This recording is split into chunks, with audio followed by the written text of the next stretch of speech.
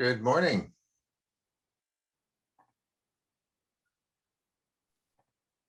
Good morning. Hello, I made you co-host, Bob. Okie doke. Good morning, Richard. Hi there.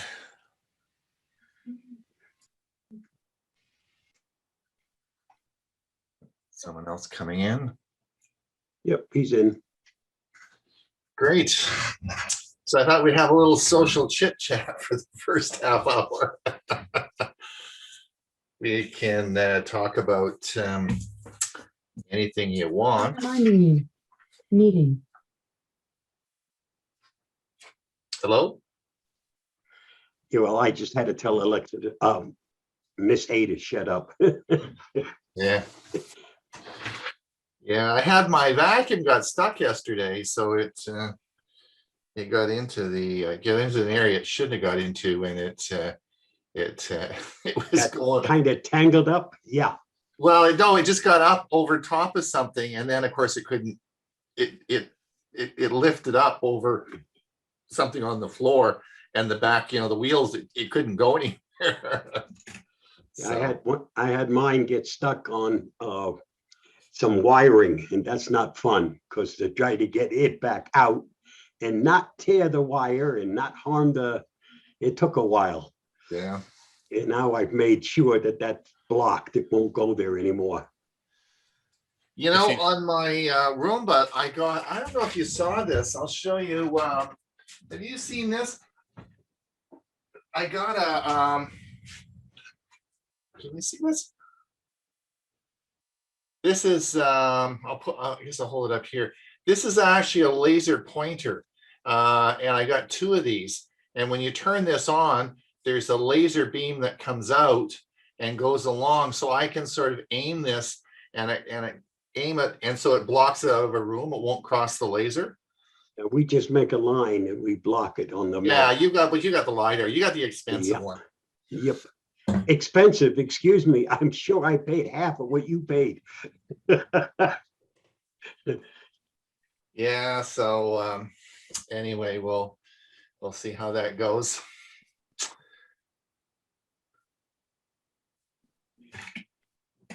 Richard, refresh my memory. What club are you with? Sunland Springs. Sunland Springs, okay. Morning, Chris. You're muted. You guys are posting so much stuff, I can't keep up with it. So let me ask you a question. Are you posting the link to the Three Guy Talk Show on the Facebook page? Because I haven't gone there in the last 24 hours or so. It's on the Facebook page, yes. Yeah, because we record it right to the Facebook page. So it's actually on, if you go on the left side of the page, you'll see all the previous editions. It's great. I don't even have to do anything. I don't have to edit it or anything. It's just there because we actually stream right to the Facebook page. That's what I wanted the previous ones, because I missed last week. Sorry, I didn't get your numbers. I have a quick question for Bob. And you too, Ron. You guys do little segments and programs that I'd love to be able to search them, but I can't remember where I saw stuff. And right now I'm struggling because I think Bob did one on different posters and things that he uses to make flyers with, and he also did one on newsletters that he easily puts out by putting things in, and I can't figure out where I saw it, but I know I saw it. How do I find things like that in a hurry when I need to find them? Are they searchable anywhere? Or Chris, great minds think alike. We're going to talk about that today because Bob, that's part of the program. I need those two things if you did it, Bob. So please send me those links. I didn't. I'm not the one who did that. Got to be Huey then, right? I'll show you. I will show you how to do that today, and I'll send you the information. Great. That's critical. Thank you. Hello, Frank. Hello. Good morning, everybody. Good morning. Frank had some questions. He emailed me earlier, and I said that we could have a chat about them before the meeting started. Is that okay? Is that all right with everyone? Frank and I have a chat. Is that? That'd be great with me, Ron. Would love to hear everyone's feelings. Yeah, everyone can chirp in. So Frank sent me an email this morning and asked, he said, we are looking at two interrelated issues. He said, do we need a dedicated classroom? What size, what's necessary, infrastructure? And we have had a dedicated classroom with 50 or so old PCs over the 20 years. Well, so let me just, my approach to the first thing I did about 3 or 4 years ago was get rid of all our hardware and all our PCs. And part of the reason for that is when we did seminars, we did classes or anything like that, that I had people coming to teach, they all brought their own devices, right? So and they were all a variety of different devices. And what they did is they ended up taking the old PCs and putting them on the floor, right? And so we just trip over them as we went up and down the aisles. And I got tired of that after a while. And plus they were old and we didn't know what to do with them. So we got rid of them. So our, in fact, we own zero technology now. Our club owns zero. We finally gave away, we kept 2 old PCs that were hooked to the internet because we thought someone might in our classroom ever want to use them. So we got rid of those last year, and we are so happy because we have zero technology. But we did lots of classes. You know, Chris and I did the Chromebooks, so everyone brought their Chromebooks. I did Kindle courses, everyone brought their Kindles. I did all sorts of different technology talks, but everybody just brought their own device, which could be a laptop or whatever. So and I know that some of the other clubs have done similar items as well. I think personally, if you're a computer club and you have a computer lab is a real outdated thought. Now that's my personal opinion. And people just bring their own devices and they work fine, and that's not an issue. I tend to teach more of concepts and demos that I demonstrate. I want people to actually watch what I do on the screen.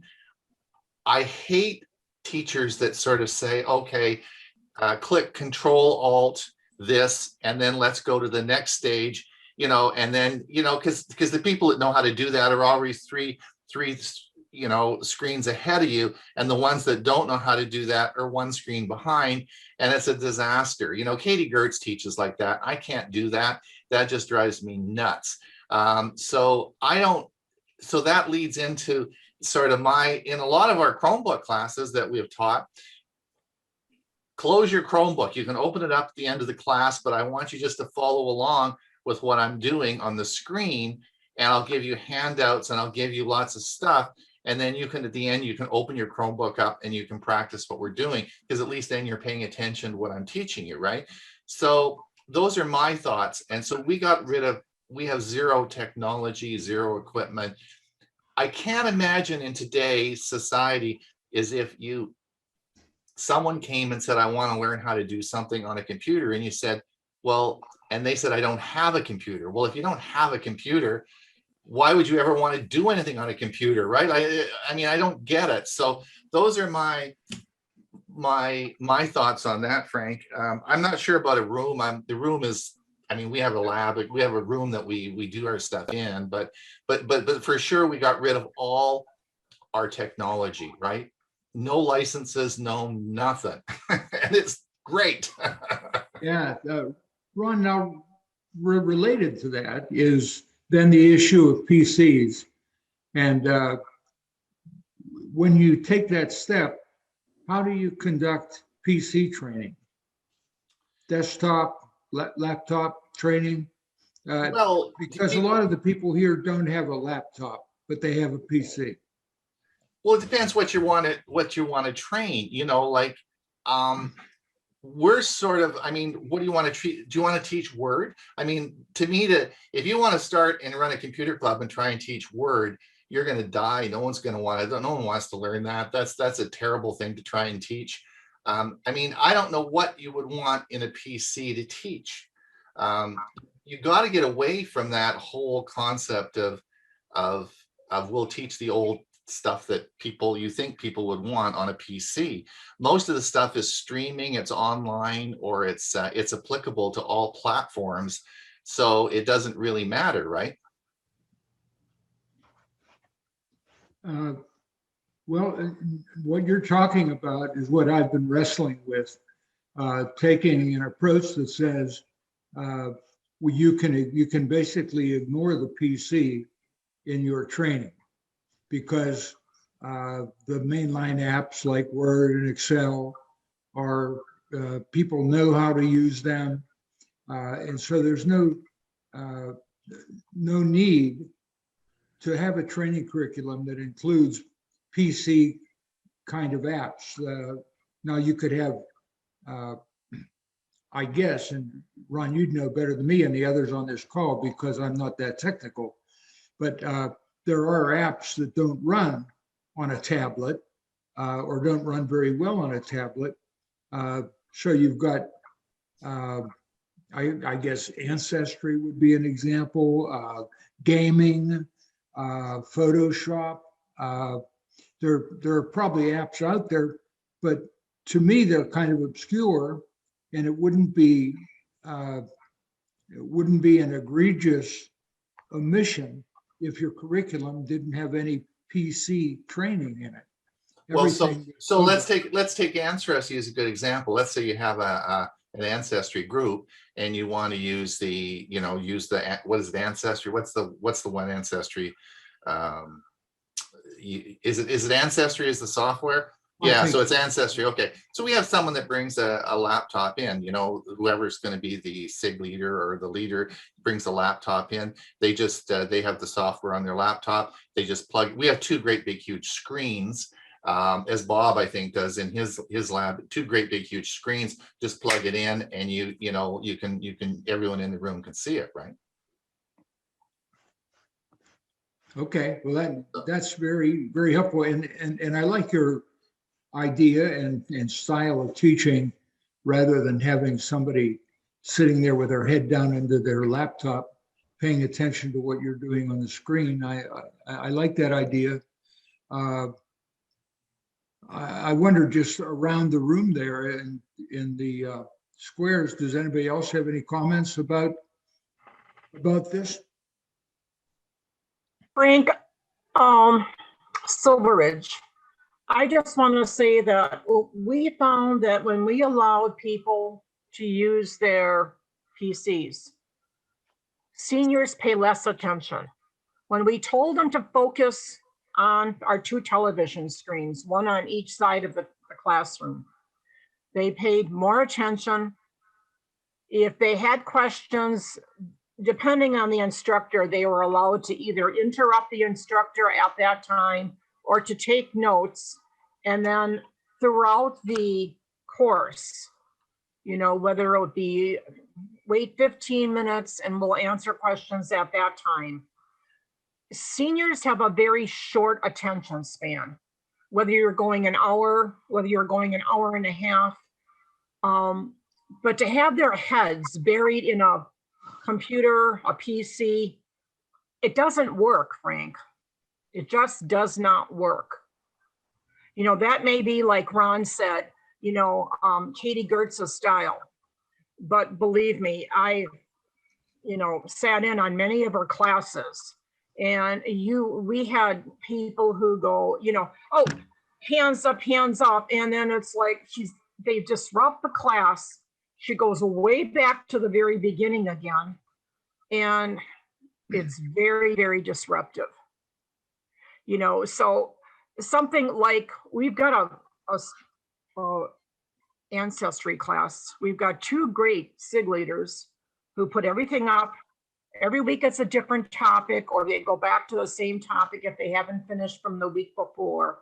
So whether they're using Family Tree or whatever they're using, it works. But, we've tried teaching Word, teaching Excel, whatever, that's in the past, Frank. People are using, they're using their phones, they're using their notepads, the days of going back to computers, I think, and laptops that's buried. That's just my opinion. Anybody else? Thank you, Carol. Thank you. Appreciate You're it. welcome. Bob, are you got rid of all yours yet, or what are you doing in your? We've still got 10 student PCs, desktops. But the one thing that I've really struggled with over the last several years with that, everybody's got laptops these days, laptops, tablets, whatever, and they've got integrated keyboards. Now they might have an external mouse or they're using the touchpad, but you force somebody to come in and all of a sudden they're using a brand new keyboard or a mouse that they've never used before. And there's a what I would call, it's maybe temporary, but it's a learning curve to adjust to using the device that way. And I am almost to the point now where we're going to say, let's just bring in your laptops and we'll, whatever Windows class we're going to want to teach, we're going to use your own computer. And we originally shied away from that from an instructor standpoint so that everybody would start with the same look and feel on the desktop. But that I don't think is as important as it was before. Let's face it, the people we're teaching we're having those problems before, they're much older than any of us on this call right now. The demographics are totally changing. People understand how to use that equipment, and to force them to use something other than what they've been used to, I don't think makes a whole lot of sense. Very true. Very true. Thank you. Thank you. Chris, go ahead. Well, if I might, I want to emphasize what I think Ron said before. We try to make most of I'm talking about Silver Ridge because I'm involved in that, but he is too. And even on Mondays and the regular programs at the club, most of them are cross-platform gatherings, or they're not specific to a PC or an Apple or anything else. So for instance, there'll be something on, maybe there'll be one on Google Photos that's cross-platform.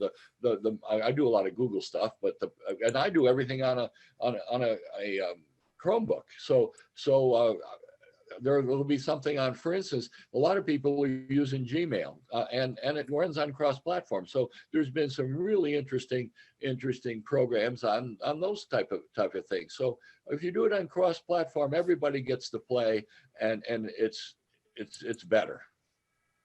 Along with that, Chris, I think a lot of the software that we've traditionally looked at as being programs on a PC or on a Mac, a lot of those are now going to where they're all cloud-based. Even Microsoft, you've got Windows, or not Windows, but Word and Excel are now online and free. You don't need to have that software installed on a PC. You can use it on a tablet, on a phone. You can do Word and Excel online, and it's virtually, you have the same functionality that you do with the old Microsoft Office product that you had to install on your computer. So everything has gone to the cloud. I have been doing some genealogy recently in the last month, and I just go online to ancestry.com and my family tree is right there, and I update it right there.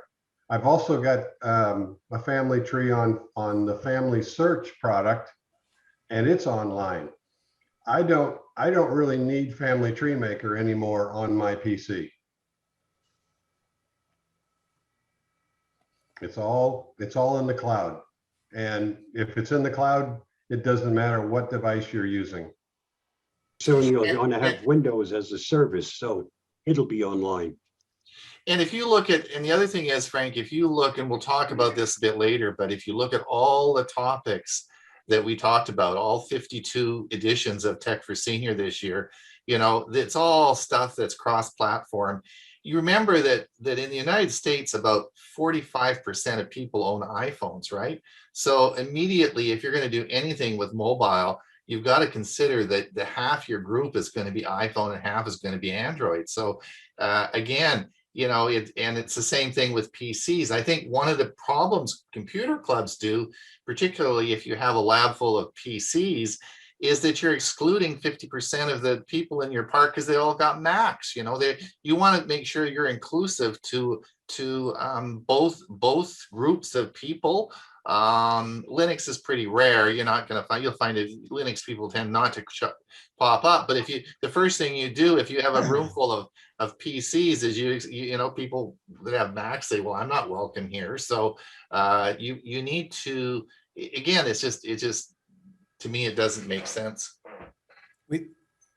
I told our board at our last meeting that there is no, the operating system that you're using doesn't matter anymore because everything you want to do is in the cloud. You just need a browser.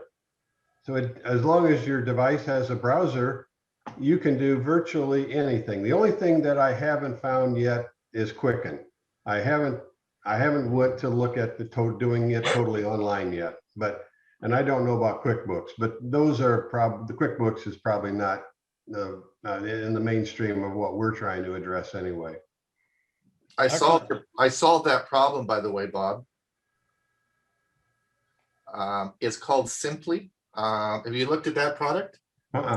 It's a new product out by Quicken. It's called, what is it called? Simply.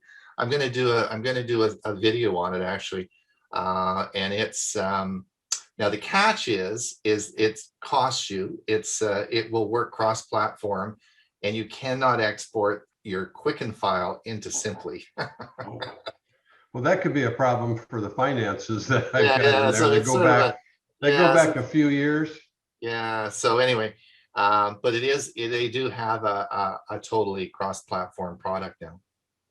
Well, can you hear me?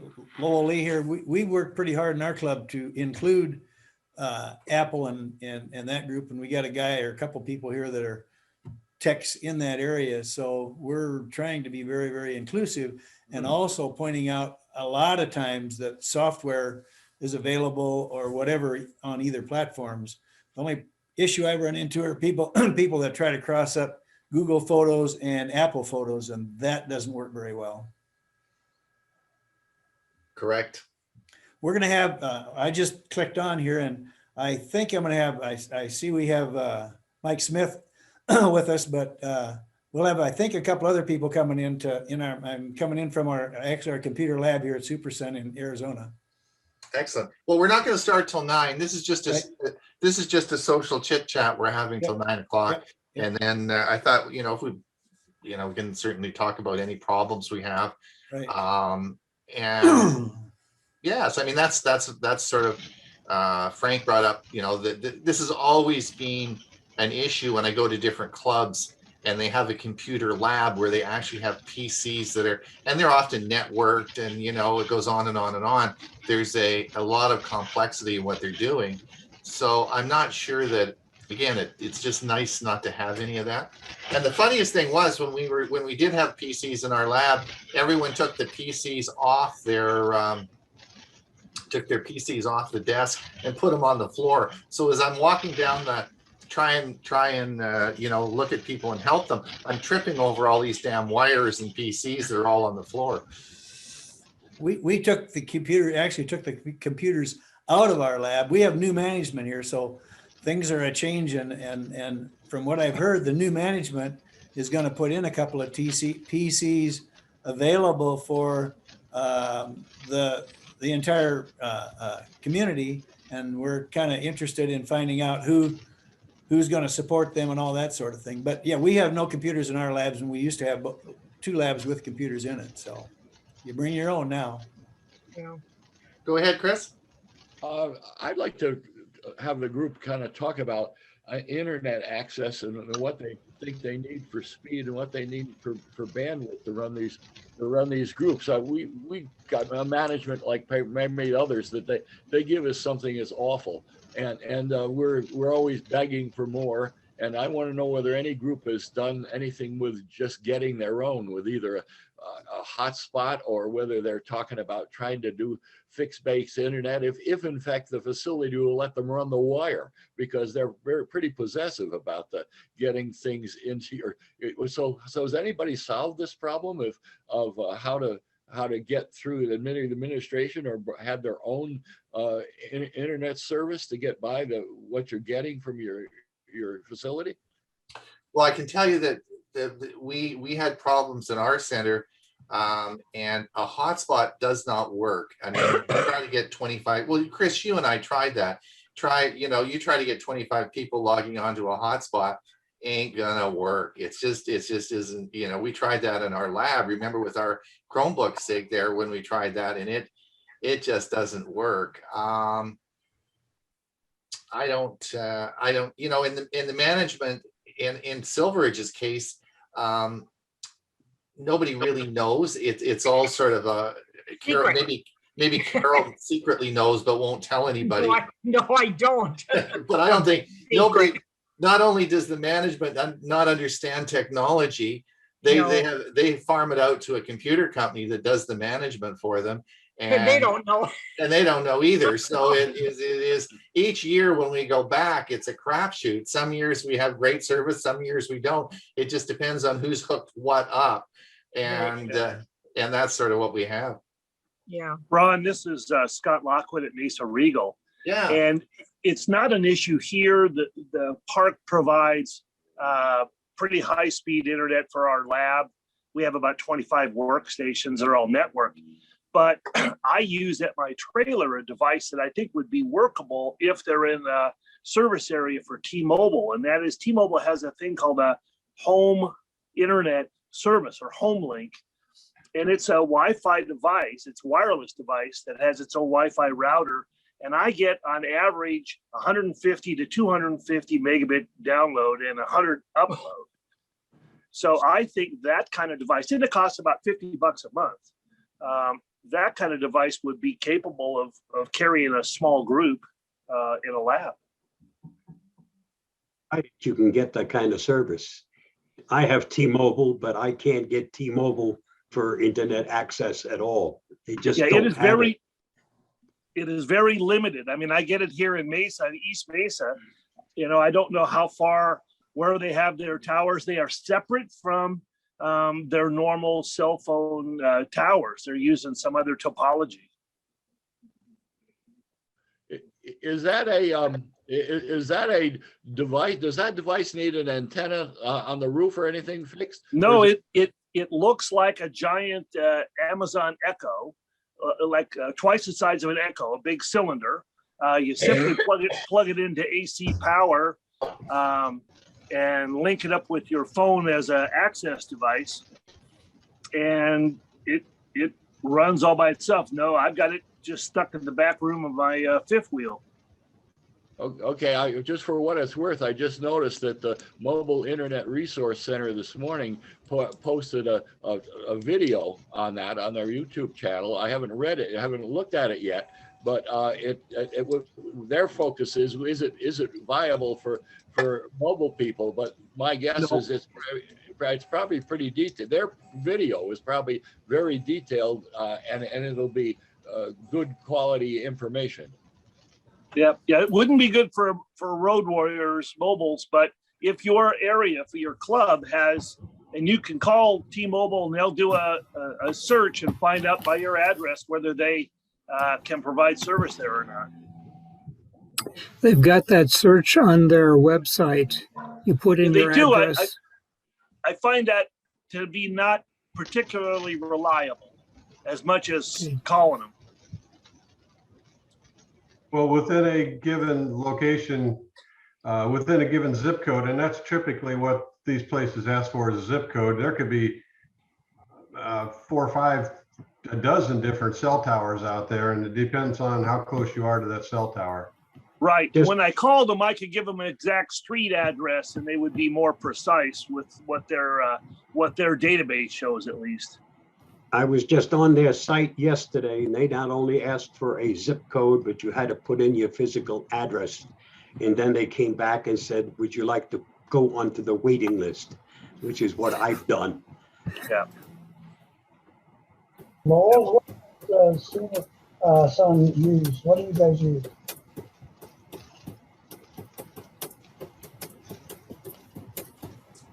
Well, we have 1 minute before we start. Good morning, Kathy, or good afternoon, or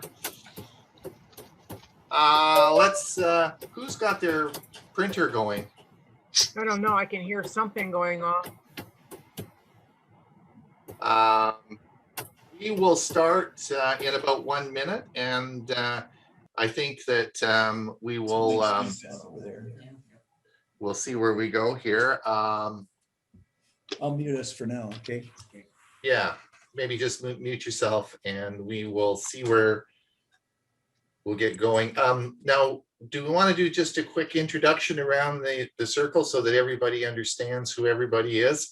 We'll maybe just we won't belabor it, but one of the things I'm curious is what are the plans of your club this October? And so maybe you could, as we go around the table, we could maybe just briefly say what your name is, what club you're from, and quickly just what's the plans? Do you plan on having a hybrid meeting? Do you plan on having regular meetings, or do you not know?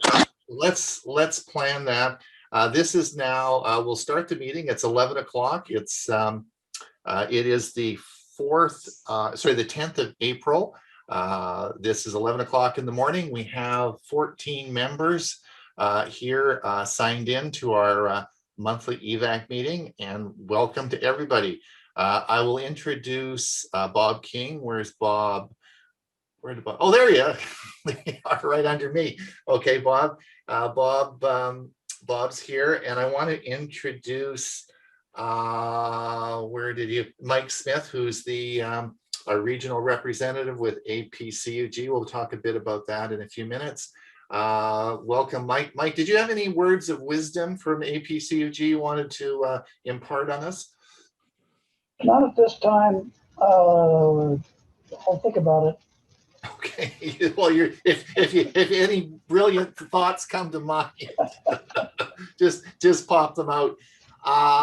And so we've introduced, like, there's Bob and myself who co-host this, and Mike's, of course, with APCUG.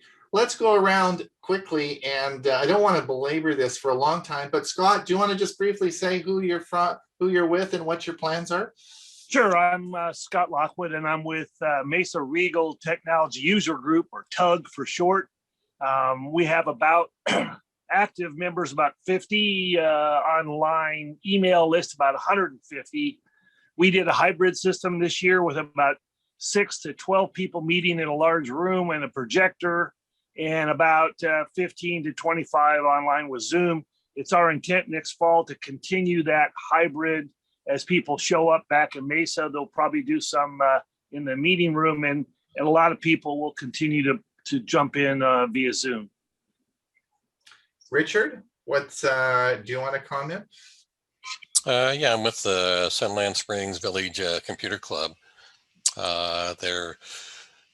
People here are still worried. There's been a number of hospitalizations and deaths, so they really don't want to get together right now, but probably in the fall, we'll go ahead and do some sort of hybrid meeting where some of us will be in the room, but we'll still keep Zoom up and meet by Zoom. Okay, and Frank? Yes, over at Leisure World, this year we've been doing Zoom meetings every Monday morning, 1 hour sessions. We've had 50 to 75 devices showing up, usually more than one person sitting at a device. So we feel we've been drawing about 75 or 100 people every Monday morning. That's gone very well. Our plan is in the fall, what we can see clearly is that we'd like to continue those Monday morning Zoom presentations, and we would like to go hybrid. We're uncertain if we want to try and do that every Monday, or maybe only one Monday out of the month. We'll serve up donuts and coffee and invite everybody to come in and actually be present and do that hybrid. And thanks to the good efforts of Walt and Kathy and Chris, others that might be on this call, we've had some success in making the hybrid work. So we're pretty confident we're going to be able to actually do hybrid without spending a lot of money. So we can see clearly in the fall that we'll be continuing the Zoom. Thanks to you, Ron, we've implemented MailChimp, and thanks to Kathy Ballmer.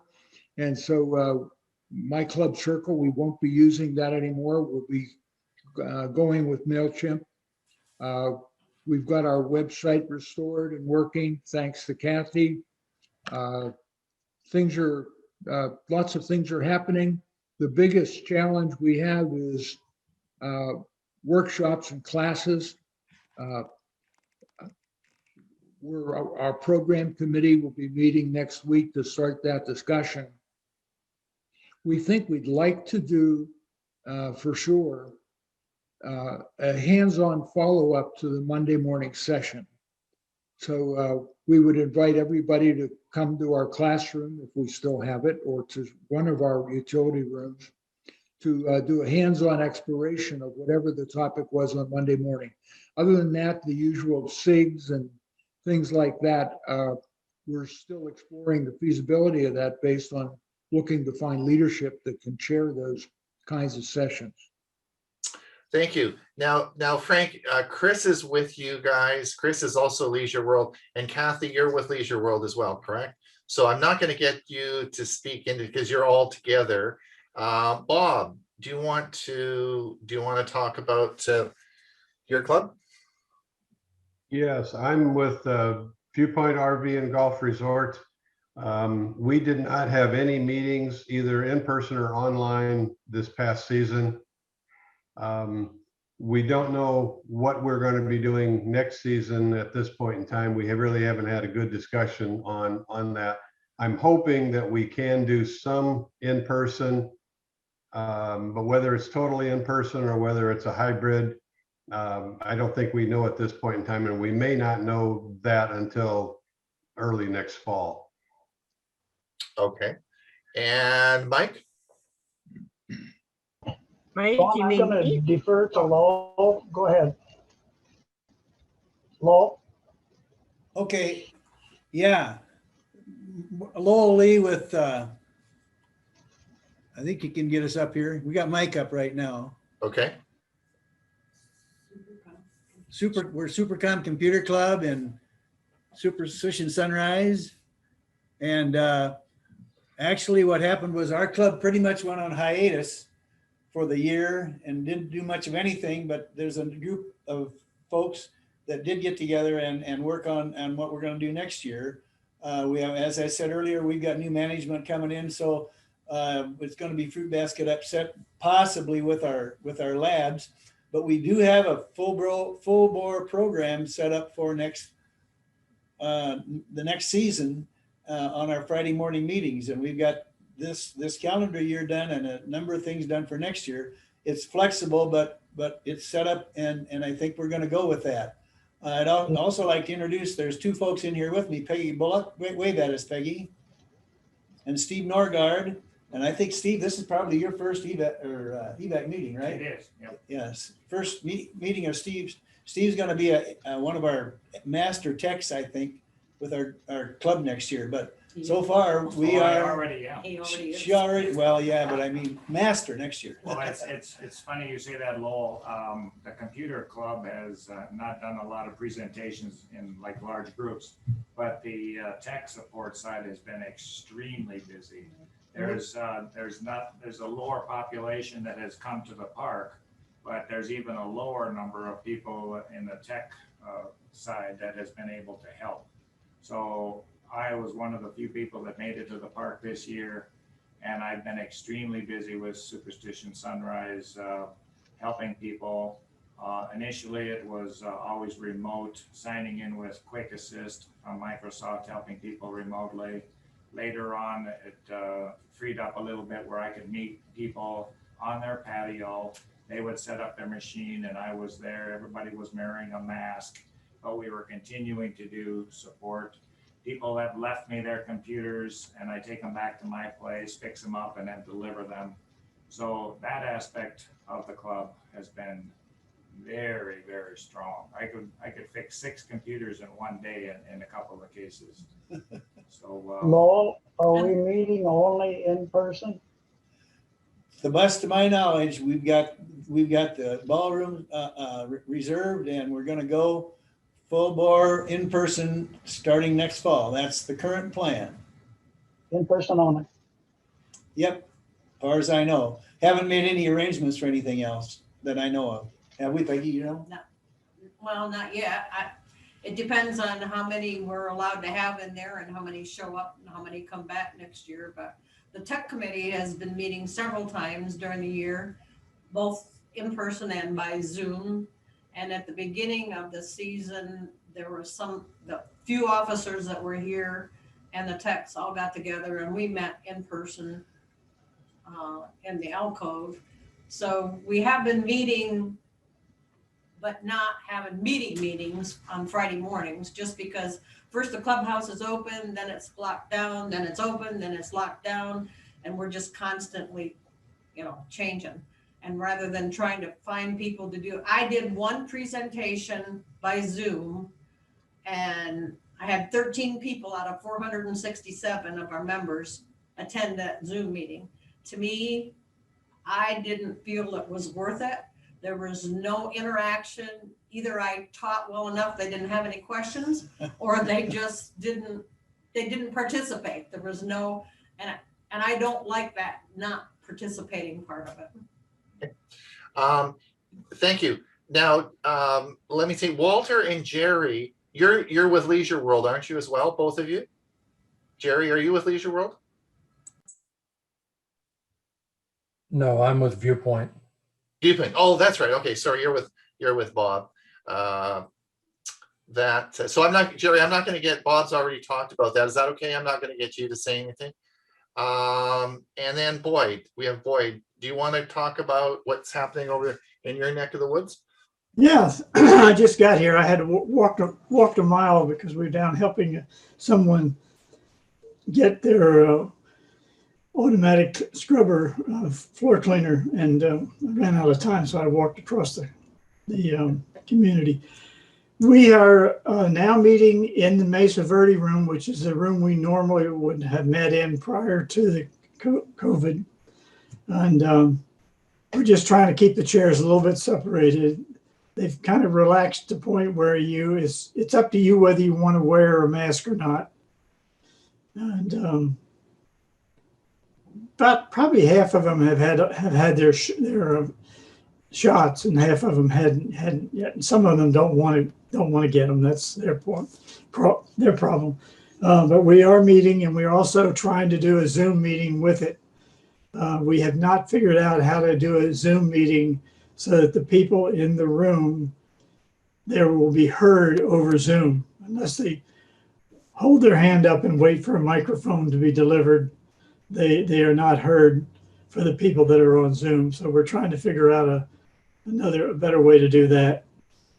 But we're okay. Thank you. 90 plus people. Sorry, go ahead. We have 90 plus that paid their memberships for the year. Good. That's great. Yeah. Sherry, I'm glad you made it. Welcome. Hi. So we're talking just briefly about what club you're with and what are your plans for October? Okay, so I'm with Dolce Vita in Apache Junction, and I am actually working on quite a few things. I've got someone in our community that does a lot with photography, and so we're going to put together a class all about photos. Some of it will be maybe tips on how to take good photos, where to store the photos, how to edit them, how to share them. So basically in everything photos. Excellent. That's good. Did you get organized with APCUG then? I did. Yes. Great. Thanks, Mike and Judy. Right. Good. I told you they'd give you a good deal, didn't I? Yes. And now Stan, I think, did we talk to Stan? Stan, you're with, sorry, you're muted. Yeah. I'm with Leisure World, and Frank would speak for us. Yeah, I got that. Okay, thank you. And I think Carl is muted, and also the Leisure camera's World, off. Carl is Leisure World too. Is it? Okay. Boy, Leisure World's got a lot of people out. That's great. All right, good. Thank you. Well, that's interesting. One of the things that might be certainly might be a topic for our October meeting would be how to run a hybrid meeting. I mean, that's going to be a. Do you guys hear a banging up off my mic? Am I okay? Because my wife seems to be vacuuming right above the room above.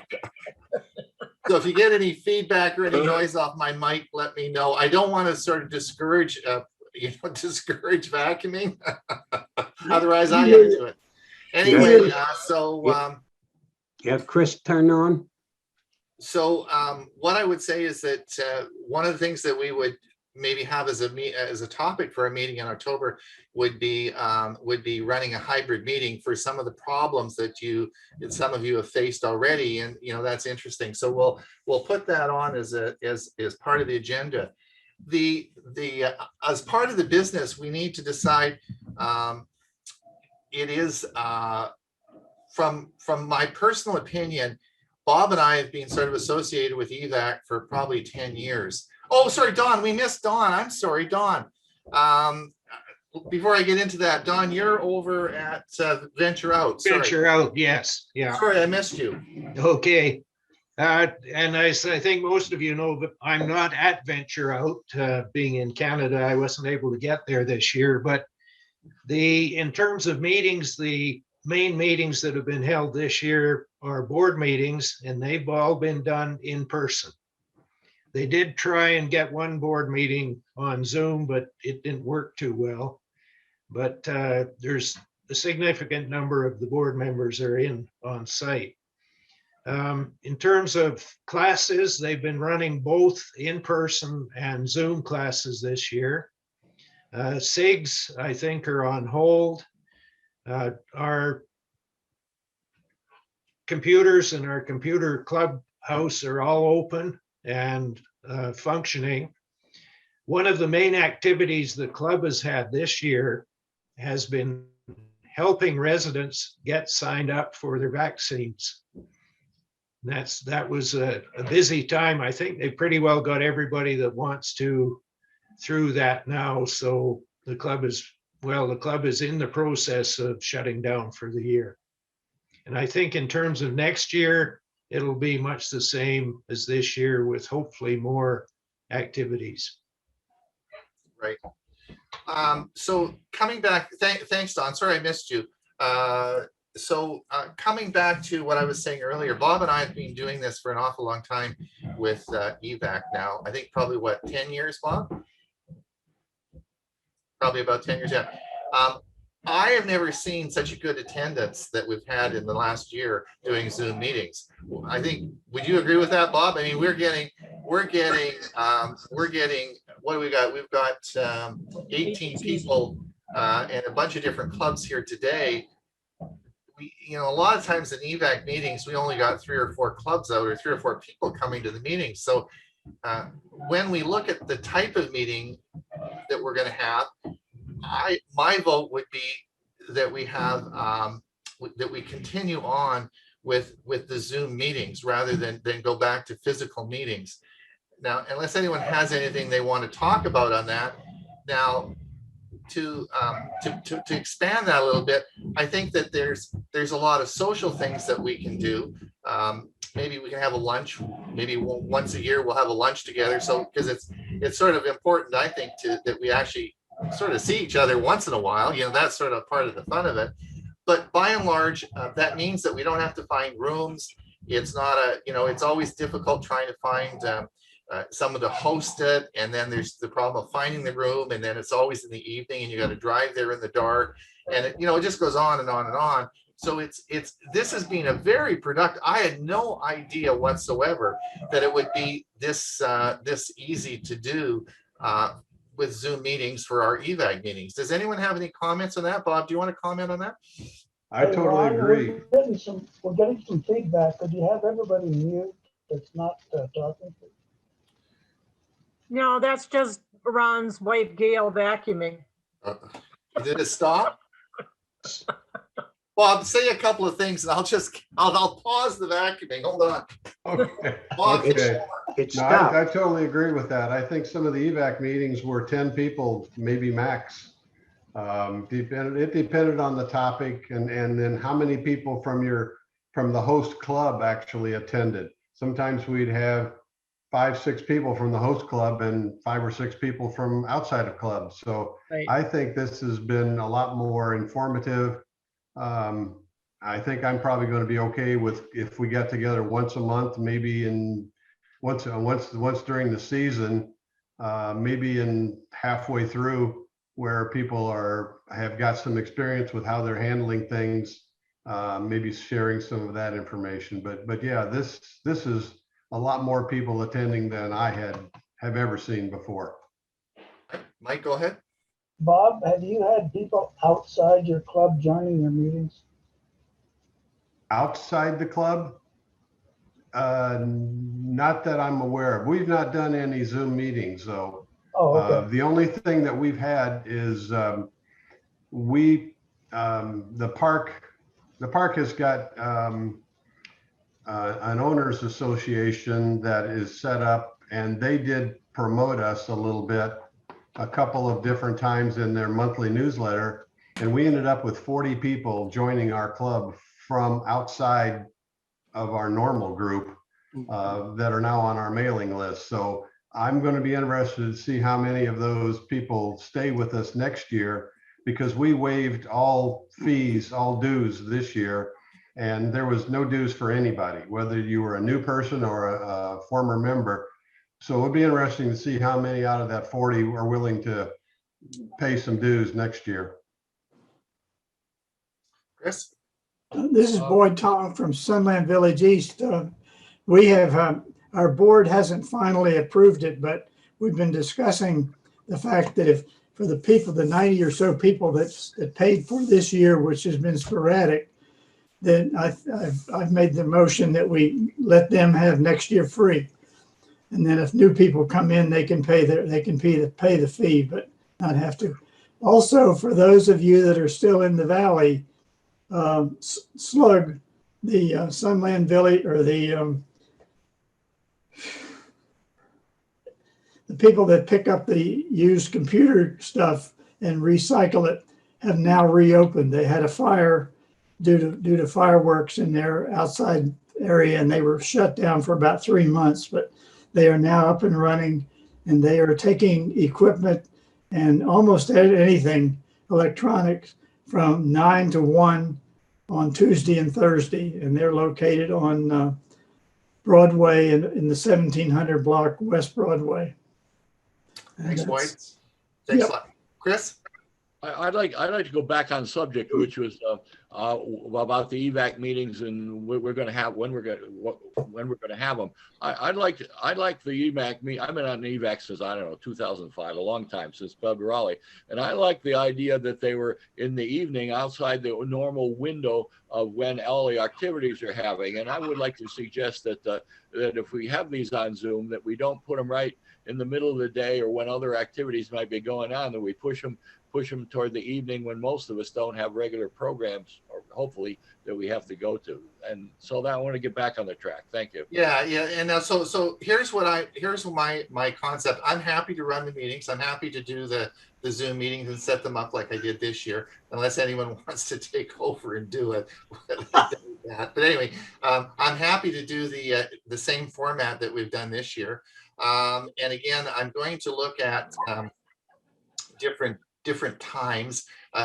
It will be easier when we're all in Mesa, because we'll all be on the same time zone, right? Because it's a little bit different now, is because we're all spread across the country.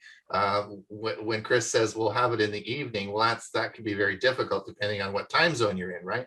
So it will be that. And also, The problem with Saturdays is it screws up your Saturday, right? You got a meeting at 11 o'clock right in the middle of a Saturday. It's just, that's not a good time. So Chris, I agree with you. But I don't think we need to hammer that out right now. We'll set that up later on. But is it the view of everybody you want to continue with the meetings, and we'll do the Zoom meetings and we'll restart them in October? Is that like, this is April now, so this is usually our last meeting. We'll pause them now until October and restart in October with a Zoom meeting. Is that, Richard, you had a question? No, I thought you said. Pat has his hand up. Yeah, he always just agrees. Okay, he agrees. Yeah, I think you do it just as you proposed. It seems like it would work good for me. I think I'm new to the group, but I think this Zoom meeting for this size seems to work excellent. It really does work well. Okay, so. But we still have communications because we have the forum. It's Right. not like we're going to shut down. Right. Yeah, so we'll do that. We'll keep the, so that's fine. So that's exactly what I thought. And we'll plan that. And then I think one of the things we can talk about when we, this fall, when we're doing things, is having maybe a lunch together and sort of sitting around having lunch and having a nice social time. I mean, it's nice to meet everybody, and maybe we'll even be able to shake hands at that time. Who knows, right? Who knows? So we'll work on that and see where we go with that. That's great. Ron? Yes, go ahead. One other thing, I have gotten permission now I have the Linux group, we call them SLUG, Sunland Linux User Group, and we meet monthly. And for this whole pandemic, our community will not allow outsiders to come into the community. They've given me permission starting next Wednesday's meeting. I can have those who have been coming before from other groups. So anybody that was interested in attending the groups, we're open now to outside members for SLUG. Thank you. Bob, was there any update on our website? Does anybody have any errors or omissions or anything they want us to do with the website and that's there? Any comments on that? One thing that you sent out this past week, Ron, had to do with the Tech for Seniors videos, that you've created a new YouTube list of what those are out there. I will be adding those to the website so that everybody can have a quick reference there. If you go to the resources tab, when you get to the website, you'll be able to see all the various links that are out there. Probably more than you'll ever use. But if there are some that you really think we need to add, just put it out on the group forum, and I'll respond to those and get the website updated. Great. Thanks, Bob.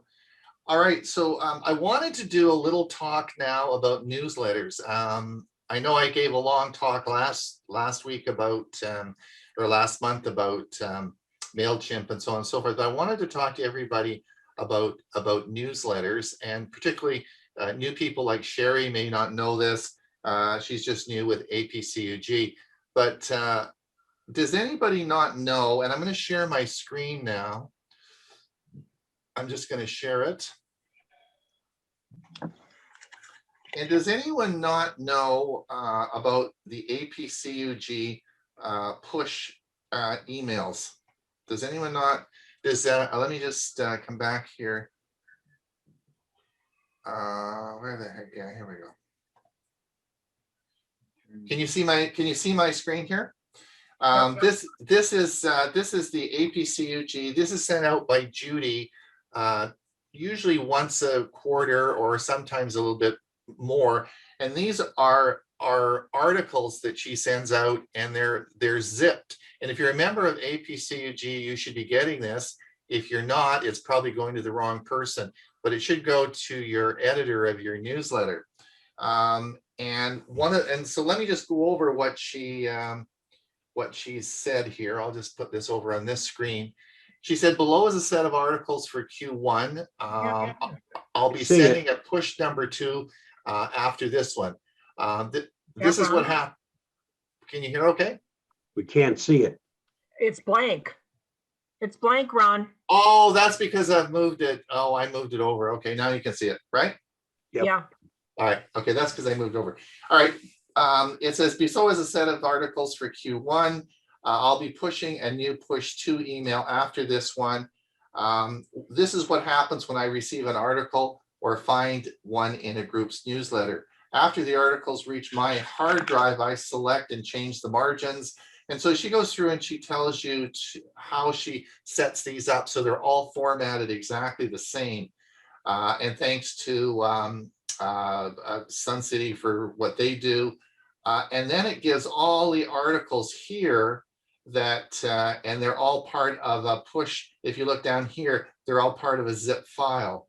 So that if you want to, these are all articles you can use. So if you are in a club and your editor, and you do have a newsletter that you're sending out, and you do have an editor and they're always wondering, and you're having a hard time getting someone to do the job because they say, well, I don't know what to send out. These articles are all ready to go, and you can divide those up and put them in your newsletter. They're all formatted for you, and you can send them out, boom, and it's easy for you. Does anyone have any comments on that? I just wanted to let everybody know, does everyone get them, or do you not know about them? Or Scott, are you a member of APCUG? We are. We don't have a editor listed in our directory. So I was going to ask you how I go on getting my name as the mail recipient for those push. What did he do here? I'm getting it, and I'm not the editor. And I think Jerry from our club gets it also. So it should go to any of the officers that APCUG has in their database, I believe. Mike, do you know if that's true? Mike Smith? Yes, that's true. If the officers are listed, it should go out. Scott, give me your email afterwards, and I'll make sure that you guys get that stuff. Okay. I really want to make sure that everyone understands that, and because if you're not getting these articles, I think it's really important that you do, because it makes it so much easier if you are sending out a newsletter. And again, we have Mike here, and Mike is our area representative for APCUG, and will certainly help us. And most likely, if you're not getting them, it's because whoever was the news editor, or left your club 5 years ago and is no longer there, right? So they're going to the wrong people. So I just want to let you know, and Judy does painstakingly send these out. So I think it's a good idea to do that. Now, however, I'm going to pause that thought for everybody, and I want to just run something by everyone. Is that, and I want you to think a little bit about the concept of a newsletter, and is that really a modern concept? And how we get our news is sort of important. And I wanted to just show you again. I'm just going to share my screen. And for those of you who have followed us on Tech for Senior, you'll see our new project that is our Facebook page that we have here. Now, I'm going to just go down and I'm going to show you what type of information we have on.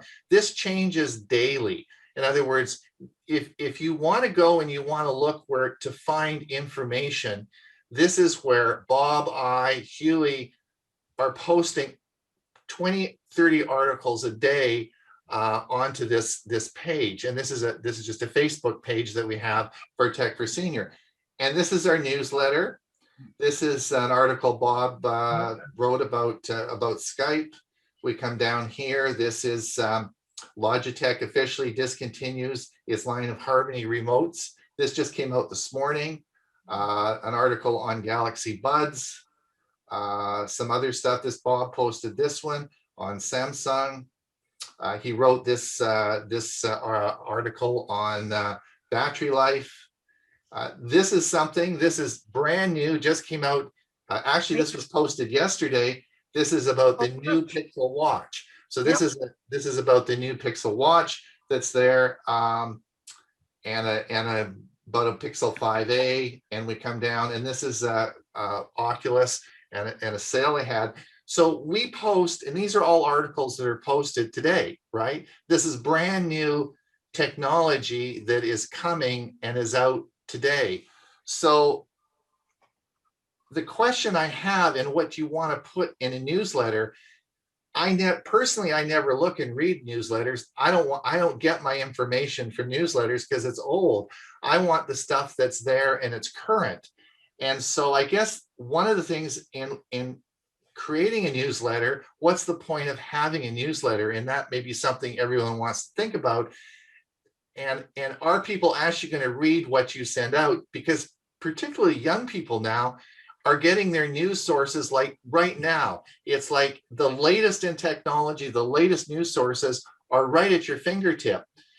Do you really want to read a newsletter that's sort of got stuff in there that may be 2 or 3 months old? So I guess you see what I'm saying? I said, so I guess and I send out a lot of newsletters, but if you look at Tech for Senior newsletter that we send out, it mostly has to do with the internal workings of Tech for Senior. It has to do with websites. It has to do with playlists. It has to do with physical things that you want, rather than having a newsletter, because the information is so pertinent.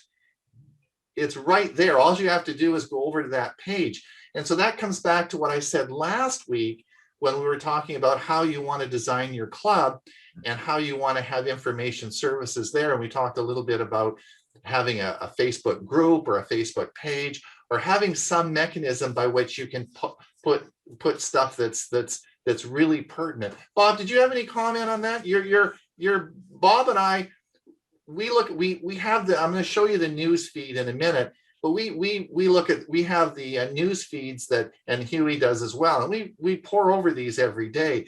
And it's real easy just to flip the article over onto our Facebook page. Bob does it, I do it, and Huey does it. Hey, do you have any comments on that, Bob? Put lots of tutorials out there because that's pertinent. Yeah, it is. So it's a combination of news. It's a combination of things that affect what you do currently, things that you need to be careful with or careful of. Anything that's late breaking. So that's what you're getting is brand new stuff. Just out off the press. Right. So let me just share my screen one more time here. We'll just I'll just bring it up again. And so if we come over and we open this up, and if we come over and we come down here to our news, this is Google's news feed. And if we, and I have it set up for technology, so we come over here, and these are all the latest articles that have just come out. And as we come down here, we can look, and again, here's an article on Pixel Watch renders show rounded apple. This might be interesting. So there's a little button here. We click this, and you see the Facebook, you just click this Facebook link, and boom, it sends that over to your Facebook page. So it's super easy to do. And as we, Bob and I go down this list, and these are the current articles on the wire service that have just come out.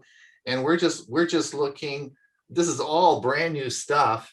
I had an interest, I was giving a talk last week, and and someone asked me a question. He says, I read 3 newspapers a week. Or a day. He says, I've never heard of anything you talk about. He said, where do you get your information? And again, it's the traditional source, but this is all stuff that is, LG's giving up their phones. They're stopping making phones. So this is the wire service. This is the news service.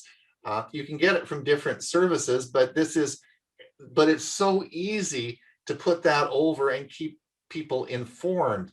So I guess when you're trying to decide how you're going to do this, it depends on the group of people you're going to, and maybe in your club, maybe your group still likes to get newsletters, and they still like to get interesting articles, and they actually are going to read them, and it's worth it's actually worth sending them out, then that's good. Go for that. But if you're finding no one's looking at them, people are very, it's just not appropriate, then maybe we should be looking at something like this to keep people informed, like right now, because that's people need, they're used to getting their news right now. Does anyone have any comments? You see what I'm trying to say about this? Does anyone? Ron? Yes, go ahead. I'm not a Facebook person and I have no intention of being on Facebook. Can I still go onto that page and see this stuff without joining Facebook? The answer to that question is no, but you don't have to have a Facebook profile to do that. I think, can someone correct me on that? It's just a web page. It's just a page. Just a web page, right? It's just a page. So I don't think, maybe if you wanted to comment or do something, you'd have to sign in. But Boyd, you're probably right. You could, but again, you don't have to. If you do sign into Facebook, you don't have to create a personal profile, or you don't have to have your profile, anything on there. You just need to, and that would allow you to access it. So, that's something you have to think about. But, and I'm not saying that everyone has to use Facebook. There are other ways of doing this, but it's just such an easy way to have pertinent information right at your fingertips, rather than putting it in a newsletter and sending it out. I don't know about you guys, but I'm not going to read anything that's 5 pages long, and I'd never get to the 5th page. I won't even get to the bottom of the 1st page. It's just that I never look at that stuff. I just never ever do. So, and that's a particular problem at Silver Ridge. When I sent out about 300 newsletters twice a week, the click-through rate on those was very, very low. Most people never looked at them, right? So you wonder, what's the point? How pertinent is what you're doing? And so I think you have to redefine that. So I hope everyone sort of understands what I'm trying to say. So there are other ways of putting information out there. So what Ron, would I I use if I want to log on? Sorry, If I want to go to and see your Facebook page, what would www.facebook.com? You'll find the link. Just go to www.techforsenior.com. It's all, the links are all there. Okay, it's in there. Okay, I can get that. The links are all there. Just there's a big Facebook link. You just click on the Facebook link and it'll take you right there. Yeah. Okay. It's just when you're on Facebook, you just go to Tech for Senior and you'll find it. Ron, Yes, if go I ahead. can just make a comment as president of Silver Ridge. When you did all the Rambling Ron articles, okay, every 2 weeks, twice a week, and like you said, people just didn't read the articles. The Tech for Seniors that you are putting out, that is current technology. I was thinking about buying that Pixel 5. It's canceled already, but I looked at the Pixel 5, watch, and I'm going, holy crap, it just came on the market. You've already got it, on Tech for Seniors. That's incredible. It just came out. That is just mind-blowing, Ron. Your technology is so up to date. It's just mind-blowing. You're right. I don't want to read old garbage. Right. I want to read what's new and happening.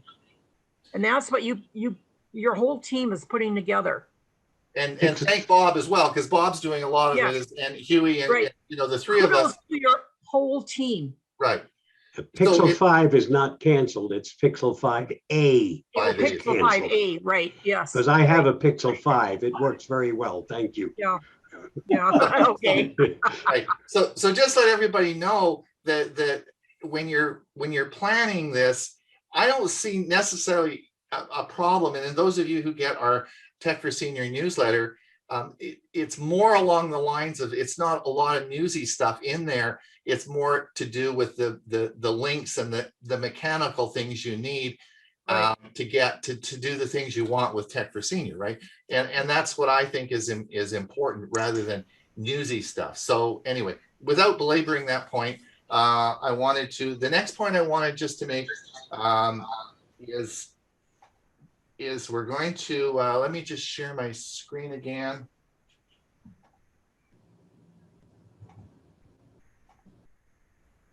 Now, what Chris was asking for, first of all, if we come over here,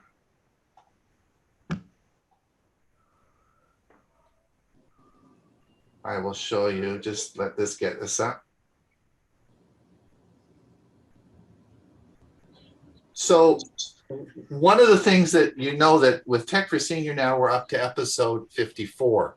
So there's 54 episodes that we've done. And within each episode, there's probably 4 sessions, four 10-minute sessions.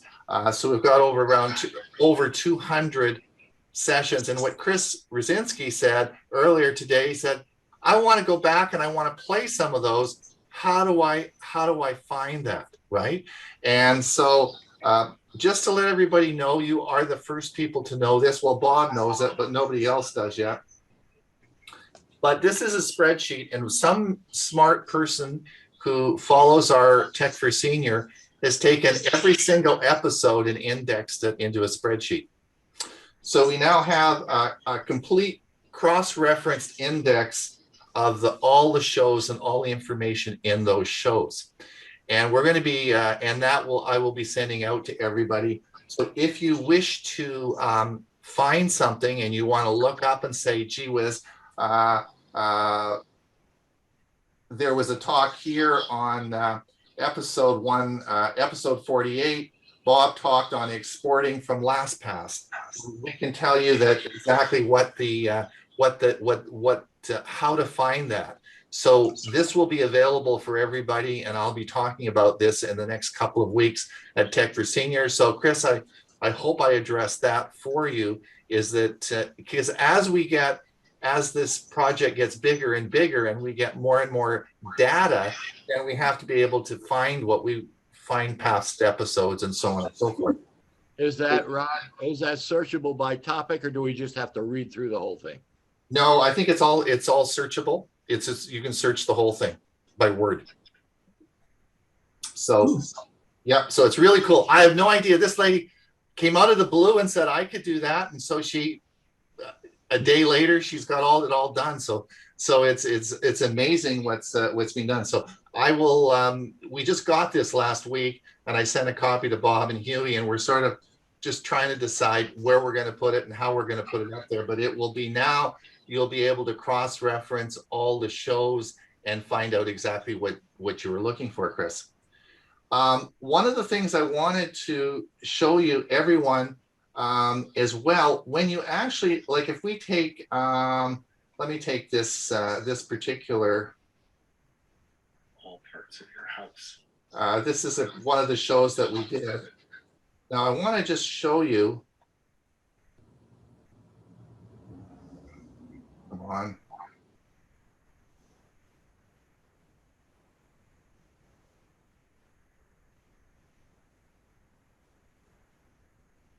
On little computer. Ron, you might point out that techforsenior.com needs the www in front of it. That's right. It needs a www. It's just grinding along here for a second. But if I come down here, there we go. You will find, if you come down in the Tech for Senior and you come down in the description, you will see that we started doing this about, I guess, half a year ago. You will find that there's time chapters in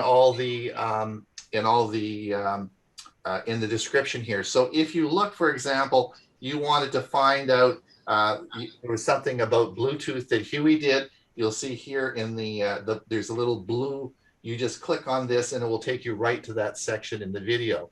So within all the hour-and-a-half shows that we've published, and they're on YouTube, when you bring this up to this particular edition up, and you see it's episode 52, and you want to look and see what's in there, you just come down into the description below And if you click any of these links here, it will take you right to the section within the video. So you don't have to play the whole video. And that has been in there for probably at least the last 25, 30 editions.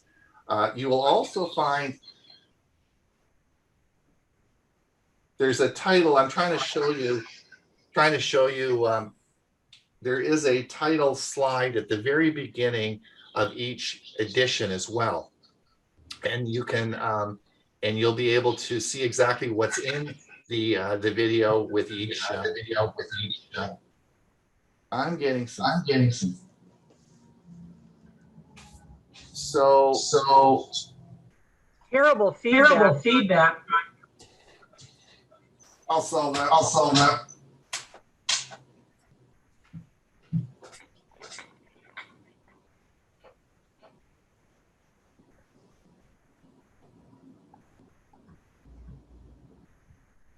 Is that better? Much better. There you go. So that would be. Does anyone have any questions on that? So we'll now have a searchable. So if you want to use any part of the show, you'll be able to search the whole database, and you'll be able to pick out what you want. And when you go to the actual video, you'll be able to actually see the video, and it'll take you right to that location as well. Any questions on that? And I think Bob's going to put those links into the our website as well, right? The EVACC as well. So Bob will do that. All right. I don't know. Does anyone have? Let's see. We're going to talk. Oh, I know. We were also going to talk about motivating and finding volunteers. Does anyone have any great ideas on that? Come on, don't all speak at once. Can you go to a meeting with a gun? Yeah. Yeah, that's one of the issues. We're here at Super Sun. That's one of the things that we talk about all the time, and how to find them. And one of the things that I think has happened a little bit is we put out, when we have a meeting, we'll put out an interest, something that you're interested in, or just a questionnaire type thing, and have people put their name on it. And then after you get their name, go twist their arm. Sometimes that's effective, but outside of that, it's tough. I think if you look at all of the people on that screen right now, I think you'll find that it's a different generation. It is not a volunteer generation, and it's not just computer clubs. It's anything that's organized. Yep. People of the younger generation do not volunteer. Yeah. It also, and Carol and I talked about this a lot. I've done a lot of thinking about this in the last month, is that I think it also depends on the type of organization that you're with. For example, at Silveridge, of course, it's seasonal. There's very few people there that live year round. And people who come to Silveridge come there and they pay a lot of money. And they like to lay around the pool, drink beer, and enjoy life. Maybe play some tennis, play some pickleball, but they're there for a holiday. They're not there to work. Right. There's some people who might want to volunteer. There's some people who they want to participate, but by and large, they're there to be entertained. And that's the big problem. I said to Carol the other day, I said, each Monday we put on this big show, and I said, it doesn't matter. We could have dancing girls there. It doesn't have anything to be with computers. If you had dancing girls, donuts, and coffee, you'd fill the place. It doesn't matter. And as long as that's really not a computer club, that's just a show.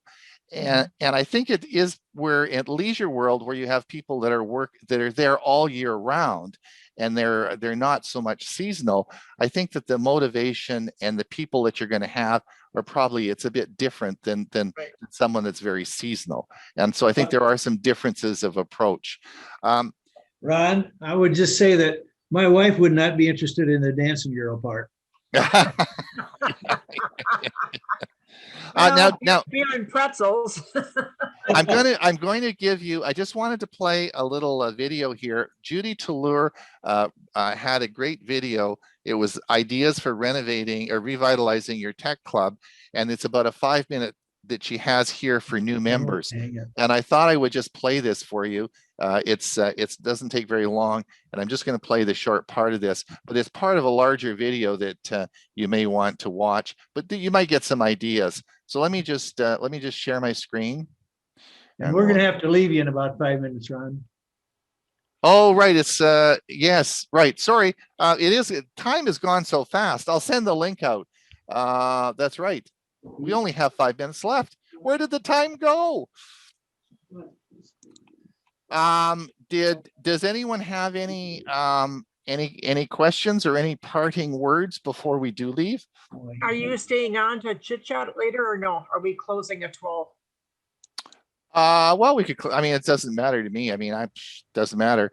You could talk forever. I could talk forever. We talked for half an hour before. If anyone wants to stay, that's okay. I'm not doing anything this afternoon. So, you've got vacuuming. Oh, email. Right. But we will close. We will finish at 12 o'clock. Richard, did you have oh no, Chris had a question. I was just going to make a comment. If you're looking for volunteers, you have to emphasize what's in it for me or for the volunteer. Don't ask them to take on a project. Ask them to come and help you and have something with a beginning and end of the project, and so they know they're not hooked. That sometimes gets them sucked into your group. Don't ask them to take over the education thing or whatever. Just keep it short and ask them to help you with it, not to run it themselves. And that often works. Yeah. Ron, play the video. Let's finish it at 12. And then let's just wind it up now, and then I'll play the video for those that want to stick around. Okay. So we'll finish the meeting now, and I'll play the video, and then we can stick around, those that want to talk. But we will let everyone sort of head out. We'll see everybody in October. I think you're all everyone got the forum emails. They all went out okay. You all got the information, so our information is okay. That's good. All right. So I'll play the video. Those that stick around, we can talk about it afterwards. And I'll play this, and you can and we will see, and we'll share the sound. Okay. Officers, your SIG leaders, with a short description of the SIG.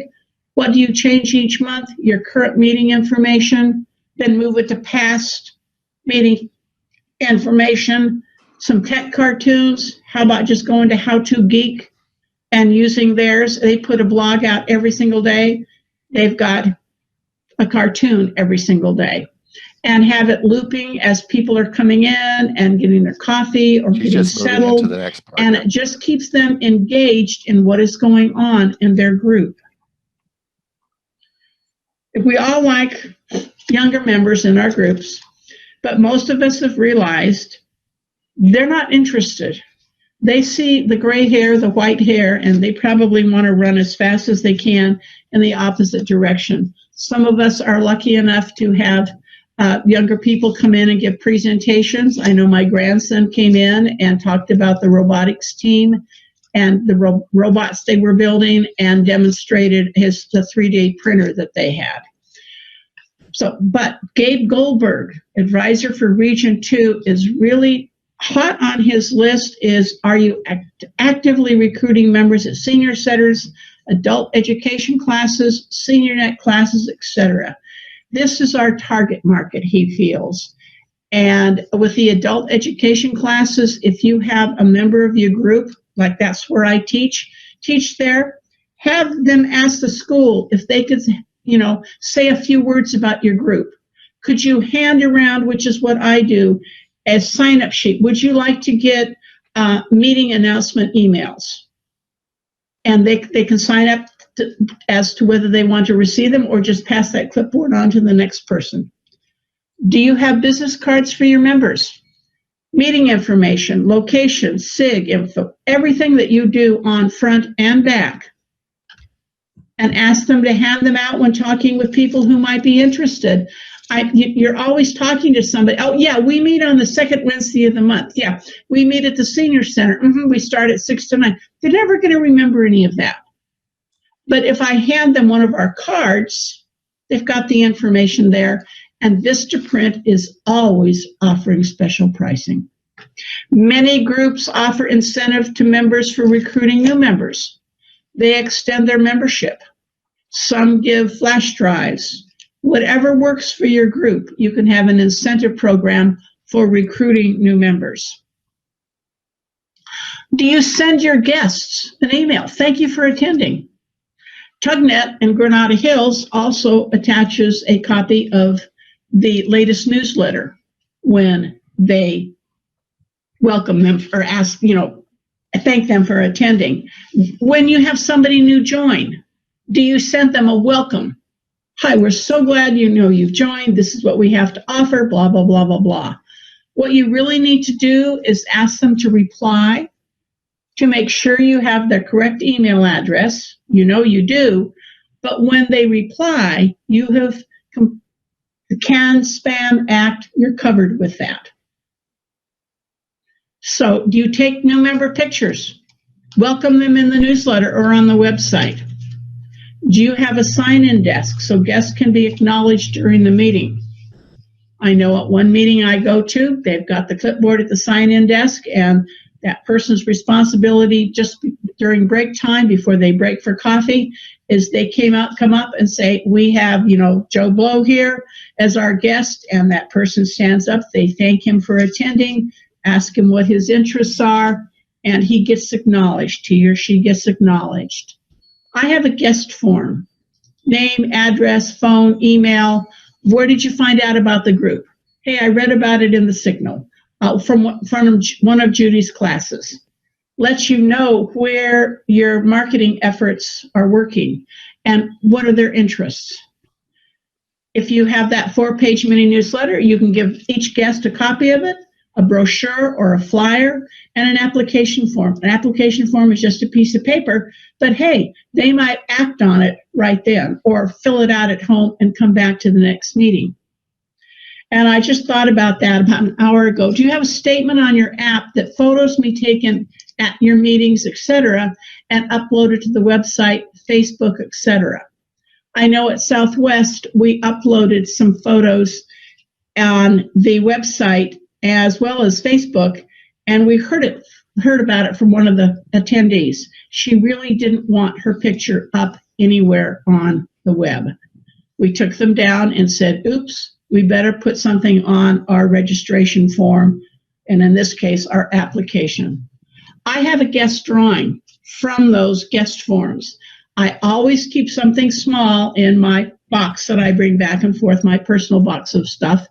And if we have guests, I can quickly have a guest drawing. So they've come to the meeting, they've enjoyed the presentation, and somebody gets to go home with something.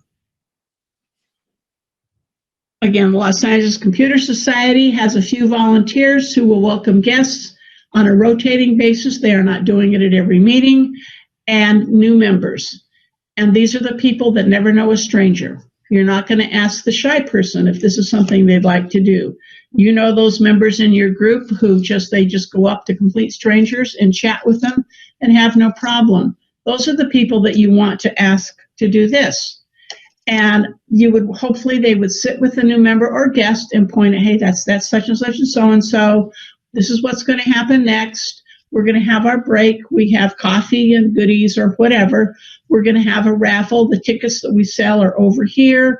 The restrooms, in my case, the restrooms are down the hall, open up the door, go into the lobby, turn to the left, go all the way down to the dead end.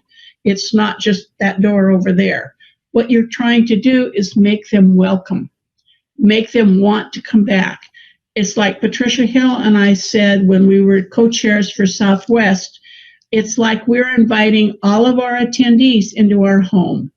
We want them to be welcome. We want them to feel comfortable. That's what you want to do at your meeting. Do you have a guest meeting email that you send? The CP user group does. The person who sends it out has the exact same email go to members and non-members. I'm on many groups' email addresses, is how I know this, that they have one specifically for guests saying, hi, this is where we found you. You're receiving this because of a recruiting event or a meeting. And then it just has the regular meeting information, list of what's happening, location, and I took name of building, the XYZ building. Please visit the club's website. And then I got the bottom one from the KIGS, Computer Enthusiasts of Greater Seattle Group. And they say, if you are a member of Facebook, please join our page at, and I thought that was cool. You really need to have a disclaimer. Again, it's that CAN Spam Act at the bottom of your email, letting them opt out. This morning, I got an email from Eventbrite that somebody has opted out of my 800 plus email list for VTCs. Legally, with CAN Spam, even though we're nonprofit, we need to do that. And you should have that on your emails. And I love this one from the Prescott Computer Society. I just think it's way cool. If you want a grin and a laugh from people, you'll put something cute together like this as your disclaimer.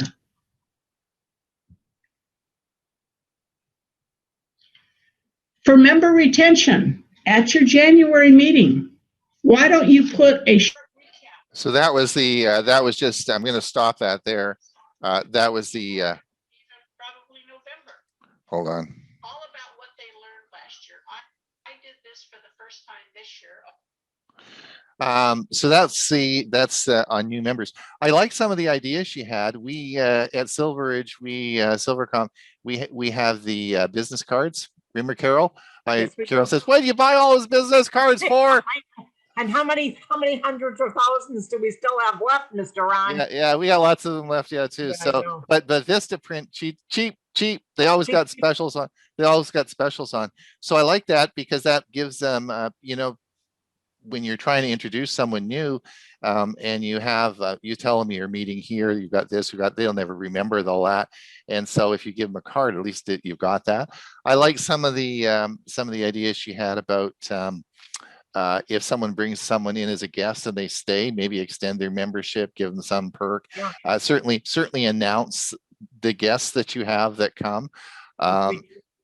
Judy Tulor, she talks about this, and I think I've told you the story before. There was this club, I think it was her club, that this person came and had been there about the third time this individual had come, and was sitting in the audience, and they were looking for a president like Carol always says, and I don't want to do this anymore. Who's going to do it? And Carol's yelling, and anyway, this fella was sitting there, and no one had ever approached him, and someone from the club who was interested in membership came up and was sitting with him and said, who are you? And he talked a little bit, and he'd run it about 4 companies. He was a very intelligent man, and he said, I could do that job. He said, it's not that difficult, and yeah, I could probably be president. He says, I don't think it's that difficult. And here was a man who was going to leave because he had come for 3 times and no one had ever said anything to him. And he thought, well, it's not a very friendly club. And so he was going to leave and was never going to come back. But that person sat with him and talked, and he left being the president of the club.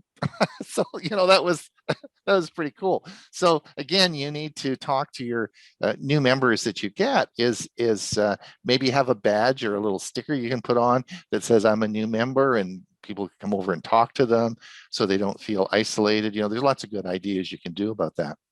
Yeah. So Judy, so that's a great, it's called Ideas for Revitalizing Your Club. She did it in 2017. It's on YouTube. It's on the APCUG. Just type in APCUG Judy to learn. You'll find the video. It's very good. It's got a lot of other information in there. You might want to play it for your board sometime.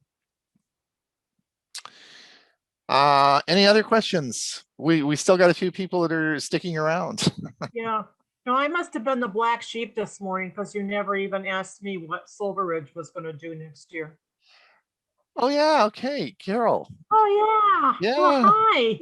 Well, Yeah. what's Silveridge going to do? Well, that's a good question. I'm really not sure. 'Cause Well, we don't know.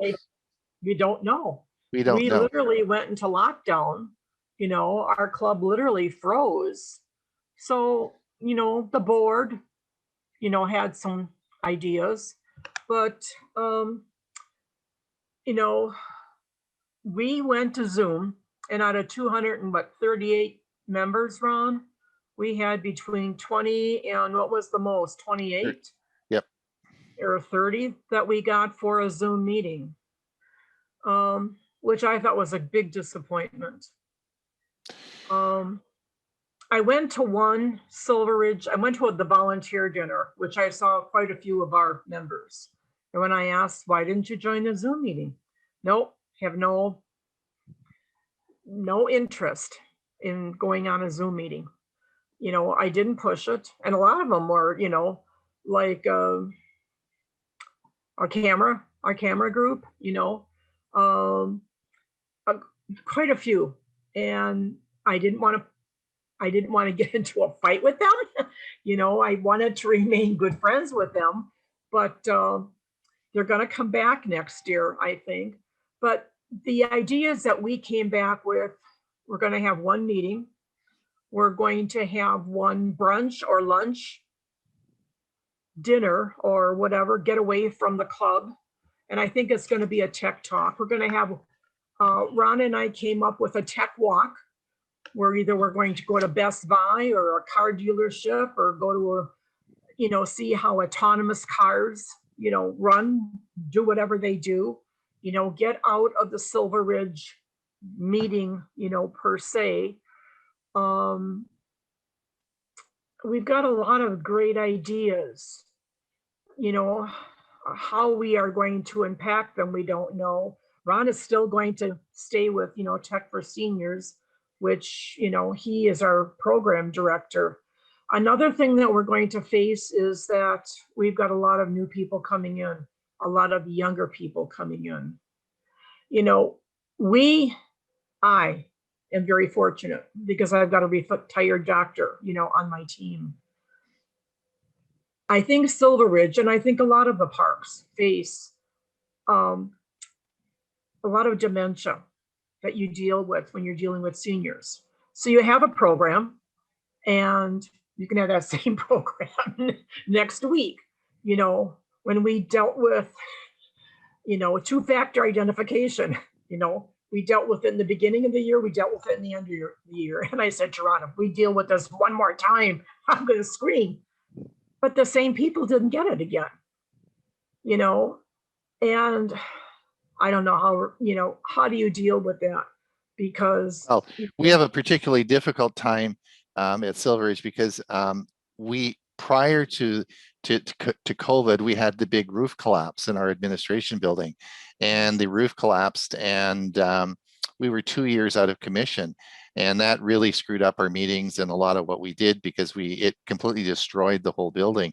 And then we just got sort of back, this last year or the year before, and we had COVID come and hit us.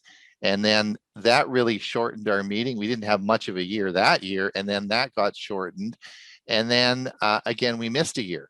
So we're really 4 years from when we actually were having regular full-time meetings. And what we discussed at the board is like, we have no idea who's going to even be there. And because 4 years later with seniors, a lot of changes occur in our street alone where we live in Mesa at Silveridge. There's one couple that's still on the street that we know. It's completely, the whole street is completely changed. So we just don't know. We have absolutely, when we get there in October and we decide November 1st or whatever, we're going to have a meeting, we don't know if we're going to get 2 people, 20 people, or who the heck is going to come. I don't know. And yet when the Silveridge holds the Club Expo, the computer club had the largest turnout with 23? Did we get 23, 28 new club members? Yeah, yeah, but You know, we'll wait, we'll wait and see what happens. So we just don't know. I mean, we don't know. I would, it's all up in the air. yeah, and I, I just have a hard time. I spent my whole last year Zooming all day long. I know. And Tech for Senior was big time Zoom. We do all sorts of stuff with Zoom. For someone to say I don't do Zoom means really they're going to be socially isolated. They're obviously not visiting their family, their friends. They're not, I just don't get someone who says I don't do Zoom. If you say that's like saying I don't have a telephone, really. I mean, I don't get it. I don't get that type of person. And so I find it that very, very frustrating. Sherry, I think that many of them say that because they don't know, they're afraid. If somebody took them by the hand and showed them just how easy it is, those same people who said, I don't do Zoom, they won't be so embarrassed to say that anymore, because now that's so easy. I know. But, and they're not willing to admit that, hey, I don't know, and I'm not willing to try. But if somebody held my hand, gee, this is nice. This is easy. Yep. So maybe that's something that we need to focus on is helping people understand Zoom, and maybe that would be sort of a class or something we can put on to help people understand how to use it, right? So if that might be something your club wants to do, to promote and foster the meetings, right? Well, I even wondered, well, were you doing video chats with your doctors? But I didn't want to get into that. This was a totally social thing, and I thought, oh, I'm not here for that. My president's hat was put away, so it was like, yeah, okay, but whatever. So a new year. I'm spending my whole summer seeing the TFS that I haven't gotten caught up with.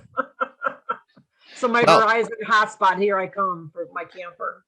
Well, we have 52 episodes. And in fact, if anything ever happens to us, you can just replay them. Like, it'll be like watching All in the Family. You can replay the 52. You'll never remember what was the first 54. One. By the time you get to the 52nd, you can go back and play the first one again. Yeah. It'll be closer to the Partridge Family with all the different squares up here. Exactly. Yeah, there you go. Oh. Yeah. Chris has now the good news is that Bob and Huey and I are having a lot of fun, and I know you guys are. Yeah. We've become very good friends, and it is. It looks like the Three Stooges someday. It is. It's if you haven't come and listened to our informal Thursday morning chat we do at 9 o'clock. 9 o'clock on Thursday morning. We have done 2 of these now. It is a hoot. Bob, are you having fun doing that? I am. It is a lot of fun, and I watched the first YouTube one. Yeah, so it's totally off the cuff. It's not rehearsed. It's not formatted. We don't have anything that's prepared in advance. Yeah. And a lot of it gets driven by the chat part that's sent in. Yeah. So, but there's nothing prepared. There's no videos. There's none of that stuff. So it is. So we are committed to season 2, which is another year of Tech for Senior, which of course for me is a lot of logistics, since we plan on coming down to Arizona, and how to move all of my studio and all the equipment down there, and to make sure I have adequate internet to make sure that the show goes on, because there is a lot of technical stuff that happens behind the scenes. That'll all be worked out, and but we're having a lot of fun. So it is going to keep going, and we're Chris, keep at it. Chris. Yes, go ahead, Chris. A couple months ago, or maybe a month ago, Steve Dotto ran a series of programs on how to build your online business. And one of his first things was, things he talked about was using information and technical details from somebody else who does it better than you do, and not trying to create your own stuff. And so I'm thinking about this in terms of the club and its clubs. And it seems like there's an awful lot of information out there provided by Tech for Seniors and Steve Dotto and everybody else that what he was pointing out is do the things in your club that only you can do. And the club becomes sort of a coordinator of technical information coming in from other things and sifting them out and just presenting it to the club and getting people together to view it, talk about it, etc. So I thought that was a very, very interesting comment, that we as club leaders, we would be more of a coordinator than a content provider, because most of the content is out there, and we would be encouraging the participation between the club members. It's different than we did before, and I think that's a really interesting concept. It is. And one of the things that I tried to broach that subject, not this month, but last month, when I talked about how you should go about and how you can create your own information services with your club. And one of them is having a Facebook profile or a page. And I know Boyd says, I hate Facebook, and we all do. There's nobody, if I asked everybody here, who likes Facebook, not one of you will put your hand up, right? But you all have Facebook accounts. And one of the things that's so easy to do if you are a club is to simply have a Facebook page. You require it's your own website. You can do all the things you can on your regular website. You need no programming. And unlike people who say to you, I don't do Zoom, there's very few people that say, I don't do Facebook, right? All of us don't like it, but secretly we still have a Facebook, we still log on. So I thought that's something that you want to think about, particularly in your clubs as well. To create a Facebook page, yes, you have to have a presence on Facebook, but your personal Facebook page can be totally, utterly hidden. You don't have to communicate with anybody. You don't have to make anything available to anyone. Right. And then set up the page. Right. And the page is like a website. Right. And the only one who puts anything on it is the people that you allow to put things on it. So everybody else is a consumer of what you put out. They aren't participants. Absolutely right, Bob. That's right. Plus you can upload videos, you can stream to the service, you can do all that stuff, and there's no cost. It's all free, right? It's all and so again, that's what I tried to portray not this time, but last time is and when you look at and it isn't, we're not into marketing. As computer clubs, we're not into that. But if you are into marketing, you have to remember there's 1 billion people always on Facebook 24/7. So you have this massive marketing potential if you are trying to promote some product that you have. But anyway, that's here nor there for the club. But the nice thing about having a Facebook page for your club is that as you move on in life, as whoever comes in, there's no software to learn. It's just a Facebook page which everybody can use, right? So it's so easy to do. Ron, I'm just wanting to couple more things. Kathy Bomber, who is our communication leader here in the Leisure World Club, has been doing a fabulous job, and she ran into a couple bumps in terms of MailChimp, and so did Walt. He's not here either. When he posted to, I don't think he's here. No, when he recently posted to YouTube, it came back and said this is for 18-year-olds and up or something or other, and he had to put some passwords in. But that's a separate thing. But I'm going to put Kathy on the spot here because she asked her to sort of discuss or ask the bump she ran into with MailChimp. Would you do that, Kathy, for us? What was the bump? So we had a meeting that covered a couple topics, and one of them was cryptocurrencies and Bitcoin.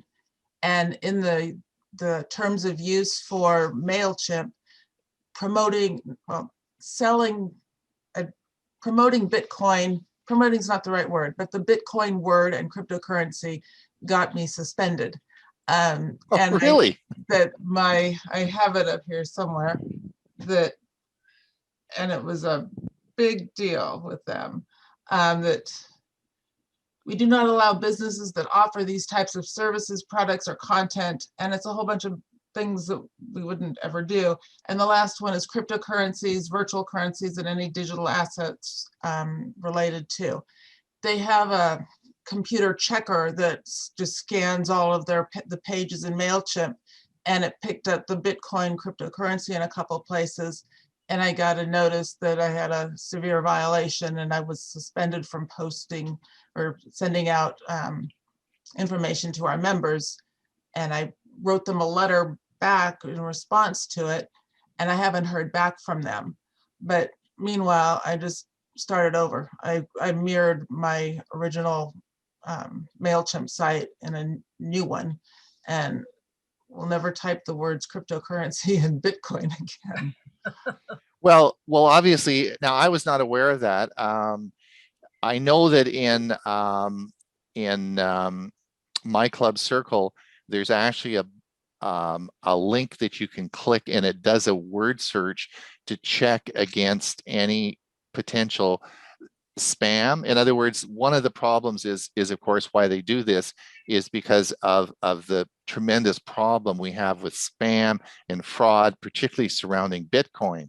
So they want to make sure that when you're sending all these emails out from MailChimp, that that those are not something that you're going to be doing. And the problem is so endemic and so bad that I guess they have put that block. Now, I would assume that there would be some way in which you could run a test on it to see if that would be, it should pick it up. Like if you, Kathy, if you, you probably send a test email out before you actually send it, right? Yes. Did the test email not pick that up? Did it just go through and you got caught afterwards, or did the test email not show it? It didn't show, it didn't come to, I don't think it came to my email, because I send a test mail every time. I'm not going to send something without sending the text. Yeah, I would have thought that it would have it would have picked it up so that you wouldn't have, you could edit it and take it out. It seems like you were unfairly picked on because you didn't know that that was the case, right? It's fair. Yeah, I'm sorry. I'll be careful now. Yeah, you got me worried. I'm not going to mention Bitcoin, but it is, there are some words in an email that the spam blockers, particularly for Google, will just block them. Like it's not going to go through. But in your case, you weren't selling anything or doing anything. It was just, you were talking about your talk at the club, right? Yeah, I was telling the first one, my first announcement went out that had the information that the meeting was going to be on these two topics, and Bitcoin was in there. The second email is what got me blocked, and it was a follow-up and had information on two different sites that I'd been given, Frank gave me to send out to our members. So it was a follow-up to the meeting with more information, and it was that email that got me blocked. Kathy, was the word blockchain also blocked or not? Cryptocurrencies, virtual currencies, and any digital assets related to an initial coin offering. So the word cryptocurrency was probably in there, or Bitcoin, but nonetheless, it got me suspended, and I just reset it up on a new account. And so to our users, it won't look any different, except the email address is different than it was, but Right. They're not emailing me much. A couple people have asked for something and I've responded and sent it back to them. Well, that's a good point. I'll have to look. I'll have to look. Pardon me? Okay, Bob. Thanks for coming. Thanks for calling. Kathy, I'll look into that again because I use it every day. I'm sending stuff out on MailChimp. I had no idea. I'll have to do some research on that and find out. Yeah, and we're not violating it in terms of offering these types of services. We weren't offering the services or the products, but the web link was in there, the site was in there, and the words were there, and their auto checker picked it up and suspended me. And There now was I'm no getting- recourse, like you couldn't sort of respond and say, hey, I didn't think I was doing anything wrong. Can't I get another chance?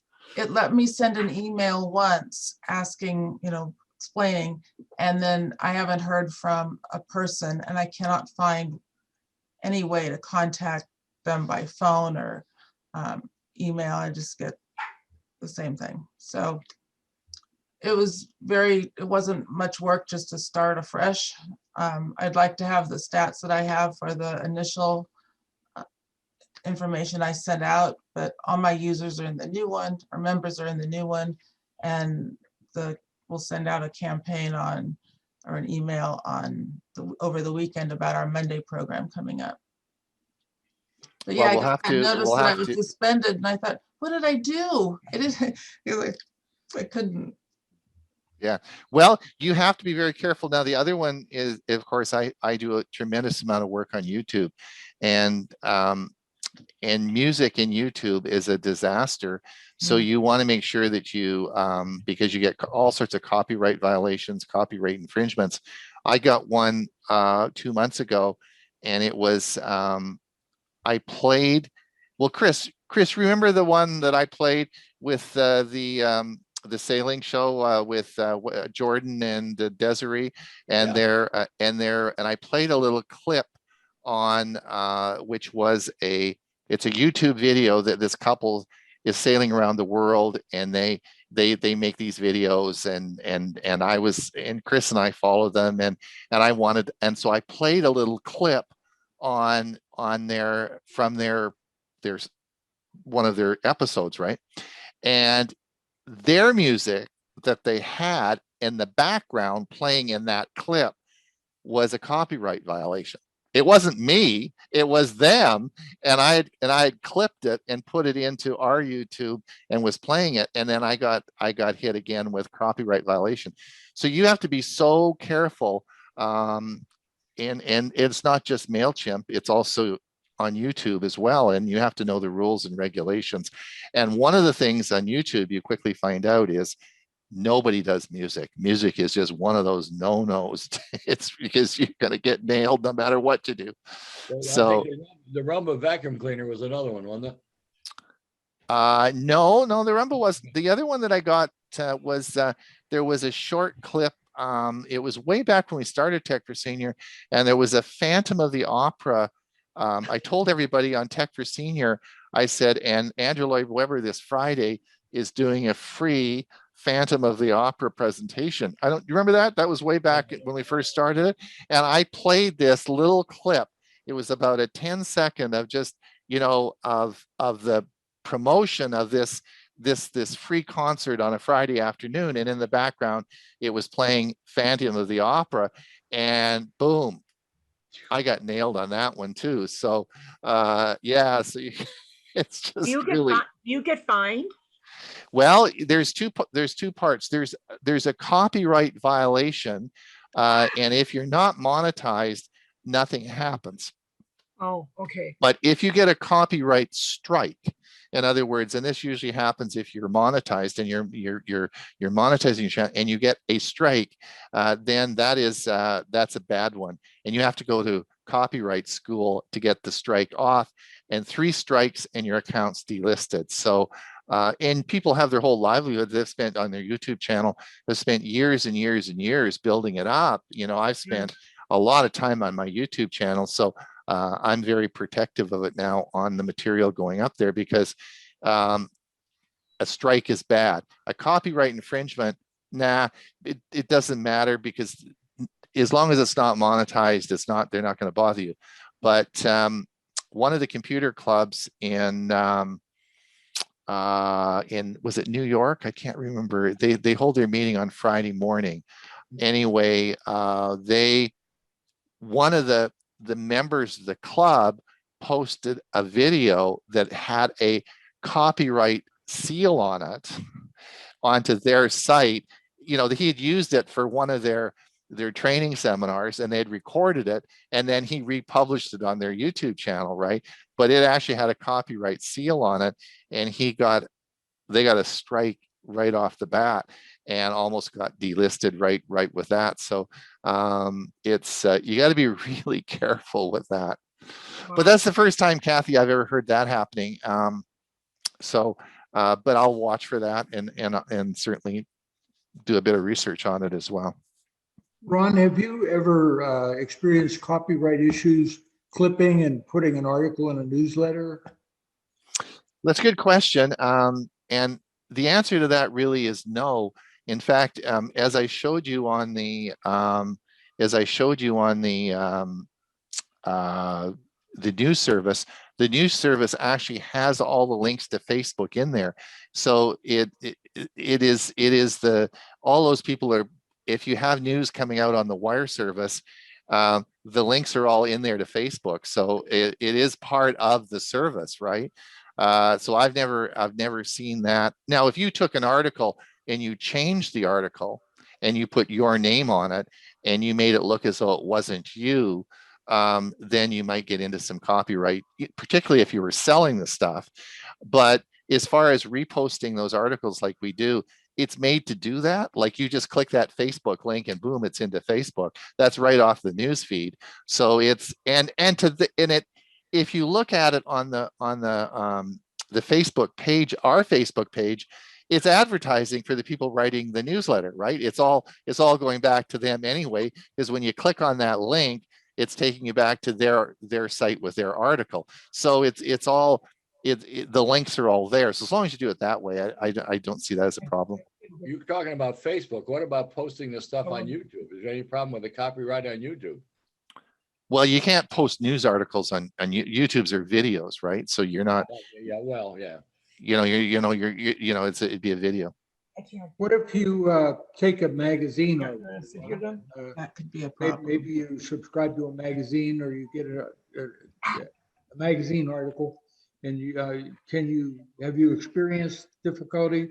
No, but I worried about that. At Tech for Senior on Monday. I'm doing the first part of my 3-part series on virtual reality, and in one of the slides on Monday is there was a fellow. His last name was Lucky, and he sold Oculus to Facebook at age 21 for $2 billion, and he made the front of Time magazine. And one of the pictures I have is in the slide has a picture of the front page of Time magazine on the slide. And now I've done that before and got away with it. No one's really said anything. I'm not sure how the algorithms find that. And I've made the video, so it's all done. So I'm going to play it. I'm going to stick my neck out and play it. But I'm a little bit, you have to be careful with stuff like that. Time magazine can be a bit of a pain, but anyway, we'll see how it works out. But I have done that before, and I've got away with it and haven't had a problem. Thank you. All right. Well, we should. What is it? It's 12:30. I'm getting hungry. I think it's lunchtime. So we'll see everybody in October. I'll keep in touch with everybody through the summer.